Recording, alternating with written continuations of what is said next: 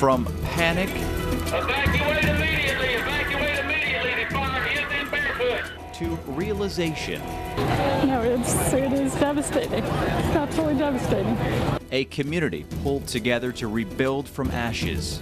Hopefully get the neighborhood back together. It's been 1 year since the Horry County wildfire blazed through the area, making it one of the most destructive wildfires in state history.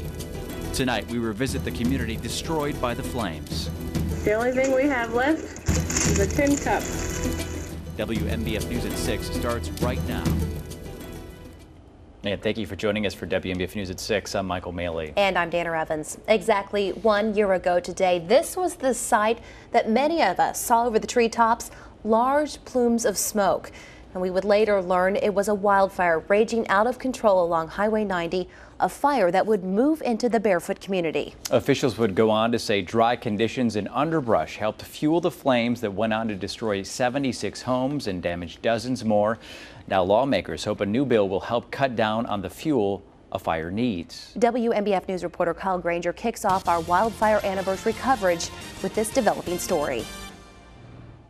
Has lived inside the Barefoot Resort for 6 years. Reporting live off of Water Tower Road in Horry County, Kyle Granger, WMBF News. Key information. All right, Kyle. And tonight we've got live team coverage taking a closer look at the community most damaged by the wildfire. Of course, the Barefoot community in North Myrtle Beach is what we're talking about. WMBF News reporter Greg Argo spoke with people in the community as they relived the night the fire jumped Highway 31 and headed for their homes. First, though, let's go to WMBF News reporter Laura Thomas with more on where they are today. She joins us live from the Barefoot community. And Laura, are all the homes rebuilt? Yeah, Michael, if you take a look over my shoulder, reporting live in the Barefoot community in North Myrtle Beach, Laura Thomas, WMBF News. It's time to go! Look at that. Look. There it is. There she comes. That would be the turning point of the Horry County wildfire. In the early morning hours of April 23rd, the wildfire jumped over Highway 31 and headed to the Barefoot community. Emergency crews then rushed to evacuate 2,500 people safely. And that's where we pick up our live team coverage with WMBF News reporter Greg Argos. Greg, the evacuation really came as a shock to those living in the area. Yeah, you got it there, Danner. A big shock for many of these people. And that's reporting live here in North Myrtle Beach. I'm Greg Argos, WMBF News. All right, Greg, and tonight we're giving you a chance to take a look back at the Horry County wildfires right on WMBFnews.com. Online journalist Megan Miller is live in the studio. And Megan, what can we find online tonight? Hey there, guys. Well, if you were in the Grand Strand or PD last year, live in the studio tonight, I'm Megan Miller for WMBF News. Well, thankfully, nothing like that to worry about this year. Just more details on when the rain will return. Your storm team forecast ahead. Michael?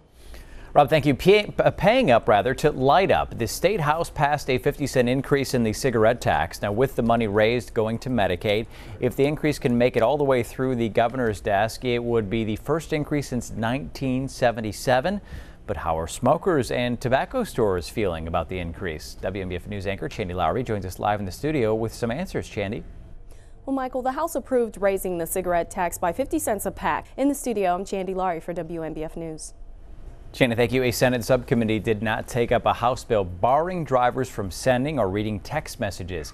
The bill was up for discussion today by the Senate Judiciary Subcommittee, but it was delayed. Now, if passed, drivers convicted of the misdemeanor would be fined $25.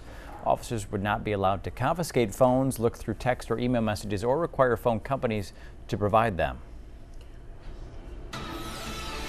A grant will help the city of Hartsville clean up contaminated land. The money comes from the Environmental Protection Agency. WMBF News reporter Brandon Herring joins us live from the PD newsroom. And Brandon, what areas are leaders there already looking at?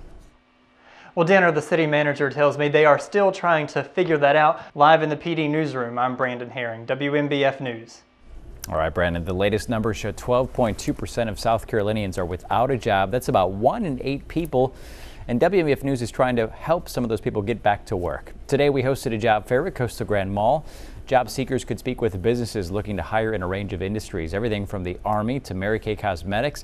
The Army says the fair provides an opportunity for people who may not consider them otherwise. People who normally wouldn't want to walk in the recruiter office or would shy away from you on the street, they'll come to a career fair and they'll actually see your table set up and actually come and ask questions, eventually might even join. Coastal Carolina University was also on hand to talk to people interested in getting into a degree program. Now, if you're looking for a job but we're not able to come out to the job fair, you can look for jobs right from the comfort of your own home. Here's how. Just go to the job link section of WMBFnews.com to find openings right where you live. Well, it's a part of town that struggles to keep business. Now a group of students are showing off their plans for the Fantasy Harbor area. It's part of a project for Coastal Carolina University's resort tourism class. They factor in everything from market demand to quality of life to create plans to boost business in that area.